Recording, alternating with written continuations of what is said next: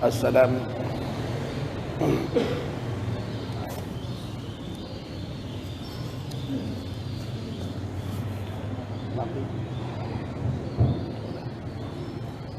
Assalamualaikum warahmatullahi wabarakatuh. Waalaikumsalam warahmatullahi wabarakatuh.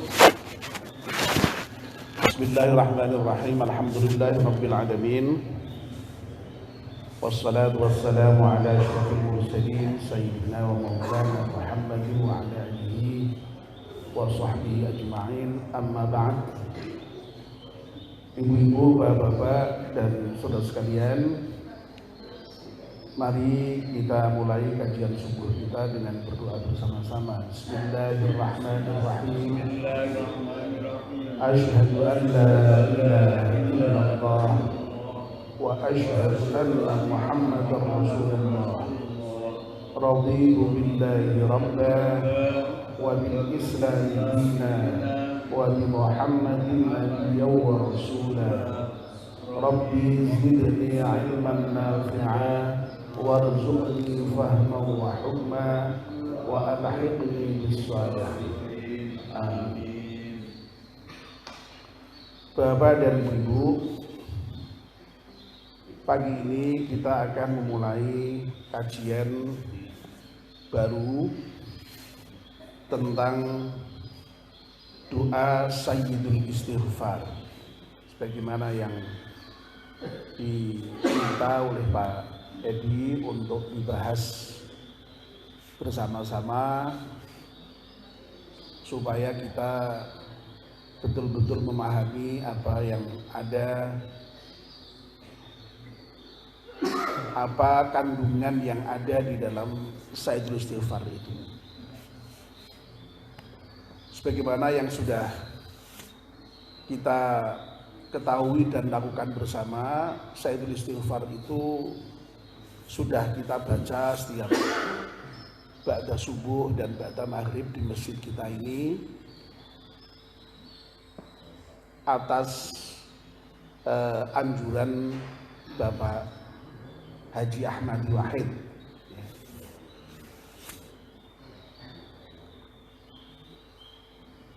Pak Ahmadi insyaallah di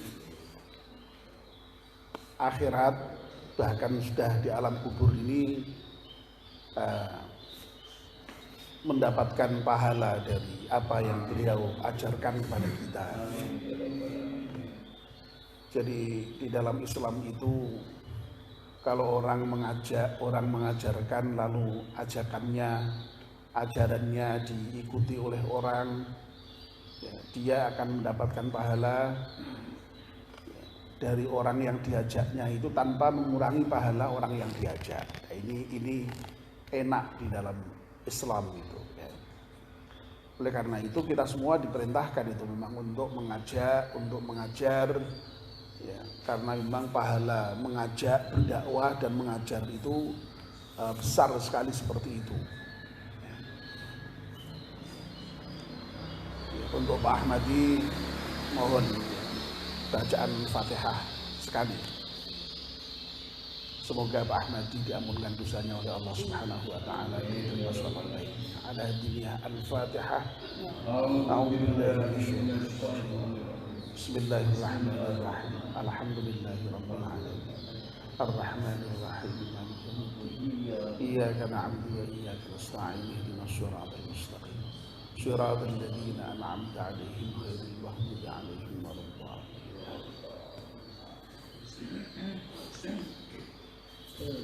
Bapak dan ibu-ibu, seperti yang baru saja kemarin saya sampaikan, ketika kita berbicara mengenai doa-doa permohonan ampun yang ada dalam Al-Quran, jadi ini sebenarnya masih nyambung ya. Pembicaraan kita sekarang dengan pembicaraan beberapa hari terakhir nyambung. Memang kita sedang membicarakan doa-doa permohonan ampun yang ada dalam Al-Quran kemarin. Nah, ini justru Pak Edi meminta yang Sayyidul Istighfar didahulukan.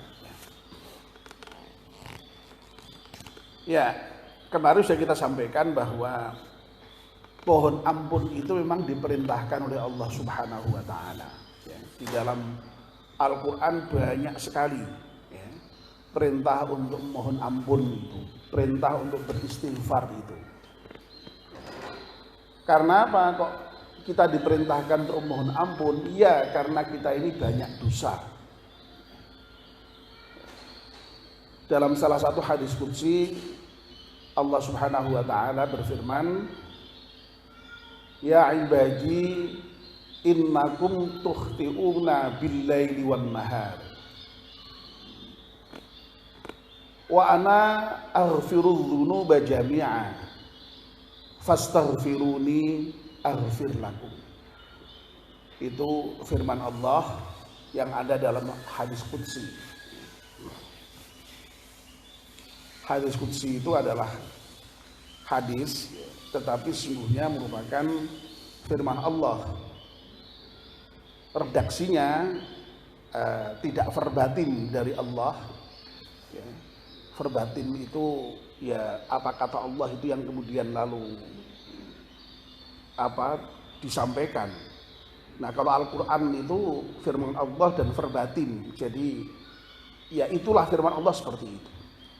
Kalau hadis qudsi itu firman Allah yang disampaikan Nabi, lalu redaksinya tidak sesuai persis dengan apa yang kemudian secara verbatim dengan yang difirmankan Allah. Jadi redaksinya dari Nabi kita Muhammad SAW. Jadi dalam hadis qudsi itu Allah berfirman, "Wahai hambaku, ya ibadi, innakum tukhti'una bil-laili wan-nahar." Sesungguhnya kamu semua itu selalu berbuat salah siang dan malam. Ya kita ini kan memang begitu kenyataannya. Ada saja perbuatan salah kita itu siang malam. Wa ana aghfirudz dzunuba jami'a. Ya, lalu kemudian Allah di samping menginformasikan sifat kita, keadaan kita yang sering berbuat salah siang dan malam itu, sementara Allah wa ana aghfirudz dzunuba jami'a, dan aku akan mengampuni seluruh dosa itu semuanya. Jadi Allah itu makanya kemudian disebut dengan Maha Pengampun itu, Al-Ghaffar itu atau Ghafur itu, karena Allah akan mengampuni dosa semuanya. Tentu syaratnya adalah dengan mohon ampun. Fastaghfiruni. Oleh karena itu ya silahkan kamu mohon ampun kepadaku.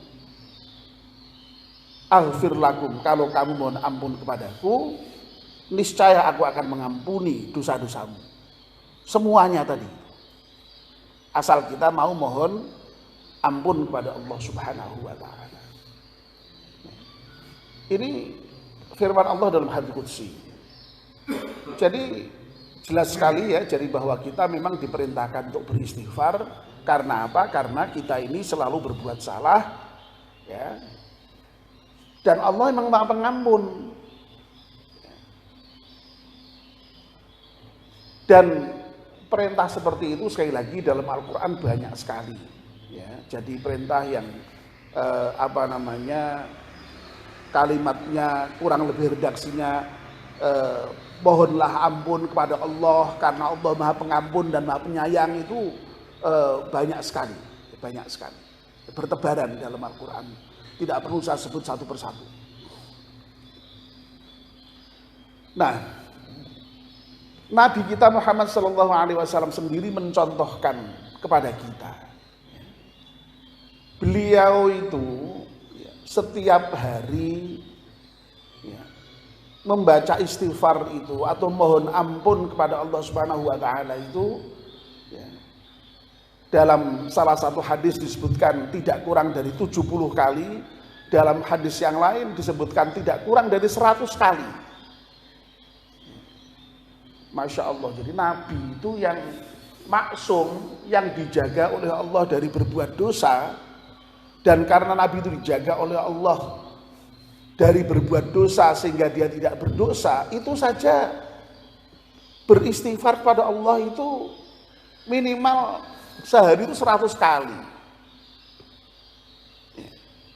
Ini Nabi, padahal tidak punya dosa Nabi itu. Nah mestinya ya kita ini yang dosanya banyak ya kudune ya luwih akeh ya istighfar itu. Tapi memang kenyataannya itu kadang-kadang dalam hal seperti itu sering berbanding terbalik gitu ya. Jadi orang itu biasanya seperti Nabi itu tidak punya dosa, istighfar terus malahan. Atau orang-orang yang baik-baik itu biasanya tidak punya dosa atau punya dosa tapi sedikit, istighfarnya banyak. Tapi malah sing wong rendah-rendah ini dosane akeh malah ora tau istighfar sisan itu. Biasanya ini malah berbanding-berbalik. Nah, idealnya itu ya mencontoh Nabi itu banyak beristighfar itu. Nah, istighfar itu kemarin juga sudah saya sampaikan, ya, versinya banyak, ya. Bentuknya banyak, ya. Redaksinya banyak. Dari mulai yang paling sederhana sampai dengan yang paling katakanlah panjang itu. Nah, yang paling pendek ya kalimat astaghfirullah itu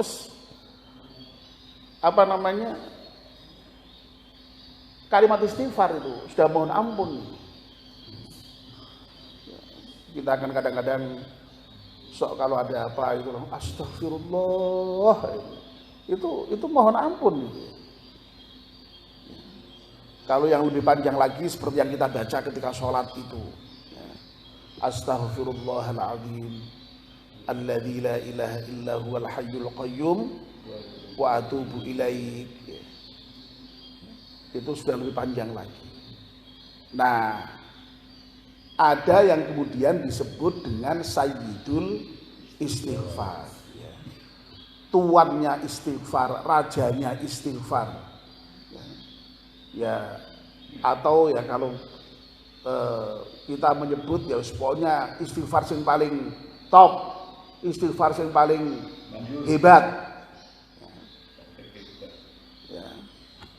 Nah, lalu pertanyaan Pak Edi, apakah itu ada hadisnya? Begitu kan ya? Nah, ya. Ada Pak Edi, jelas ya. Kemarin sudah disampaikan oleh Pak Effendi, ya, yang kurang lebih dalam bahasa Indonesianya. Ya.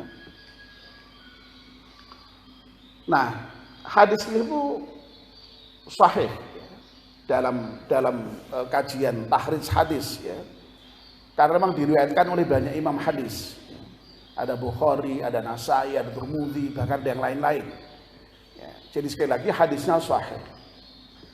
Dan di dalam hadis itu memang Nabi secara eksplisit menyebut istilah sayyidul istighfar itu. Ya. Nabi berkata begini, sayyidul istighfar ayyaqulal abd.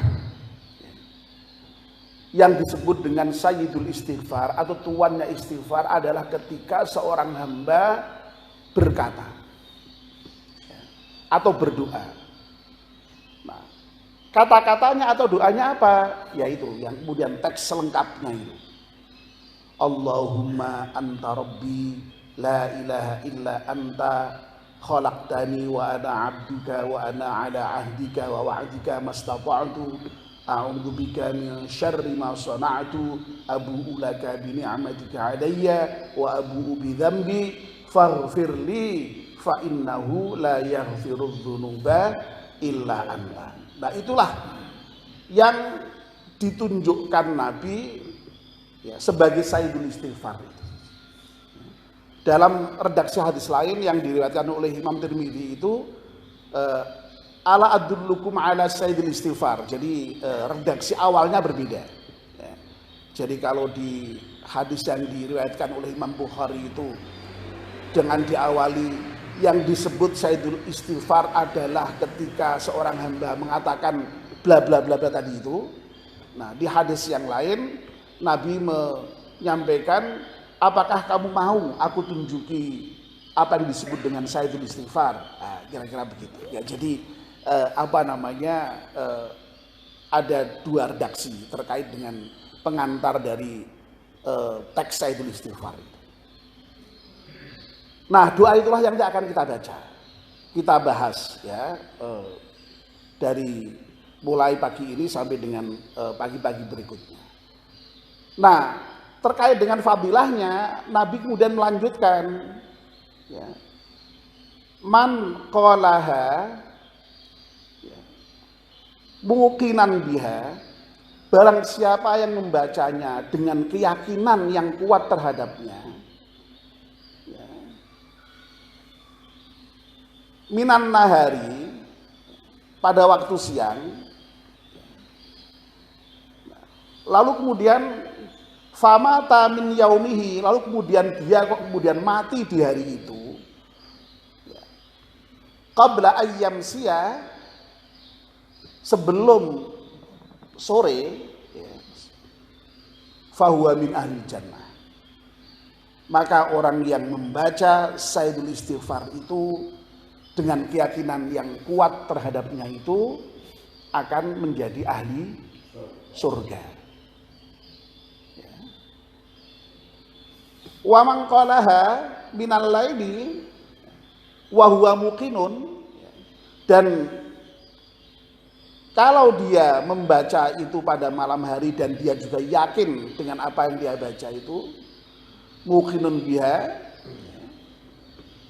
famata, lalu kemudian dia mati qabla ayyusbiha, sebelum subuh, sebelum pagi, wa huwa min ahli jannah, juga dia juga merupakan ahli surga. Jadi itu bunyi hadis lengkapnya seperti itu. Jadi eksplisit, ya. Istilah Sayyidul Istighfar disebutkan eksplisit oleh Nabi, ya. Lalu apa yang disebut dengan Sayyidul Istighfar itu lalu kemudian teksnya juga disampaikan secara utuh oleh Nabi. Lalu fadilahnya, keutamaannya juga diberikan secara eksplisit oleh Nabi, yaitu ketika orang membaca pada siang hari lalu kemudian dia kok mati pada siang itu, dia ahli surga. Kalau dibaca pada malam hari, dia mati pada malam itu, dia juga menjadi ahli surga, ya. Nah, mudah-mudahan kita yang sudah membiasakan membaca Sayyidul Istighfar ini pagi dan siang, ya, yang bisa sholat jamaah di masjid subuh dan maghrib, ya, mudah-mudahan ini sudah termasuk golongan dari orang yang disebutkan oleh Nabi kita Muhammad Sallallahu Alaihi Wasallam. Ya. Tetapi ini yang perlu saya ingatkan, ya, semua fadilah-fadilah itu tidak bisa kemudian lalu kita hanya berpegangan pada itu. Ya. Maksud saya begini, loh, anak mau moco Sayyidul Istighfar esok mbek sore mati mlebu swarga iki nek ngono aku ya wis ora usah salat lho iki. Ora usah poso, ora usah zakat, aku nak saben maghrib tak maca Sayyidul Istighfar, esuk maca Istighfar. Ya ndak seperti itu pengertiannya, ya. Jadi ini jangan dipahami seperti itu, ya. Ya. Jadi lu katanya Nabi maca kuwi mlebu swarga lah. Nah iya ya, tapi bukan seperti itu pengertiannya. Ya kita tetap melaksanakan seluruh kewajiban dan meninggalkan seluruh larangan yang kita terima dari Allah Subhanahu wa taala. Dan justru di dalam doa Sayyidul Istighfar itu intinya itu gitu loh. Ya. Jadi kita ya justru harus bersungguh-sungguh di dalam melaksanakan ajaran-ajaran agama itu. Ya. Meskipun memang kita kemudian mengakui kita ada dosa, ya, lalu kemudian makanya mohon ampun pada Allah Subhanahu wa taala itu. Ya. Jadi ini pengantar ya Pak Edi, masih pengantar hari ini ya.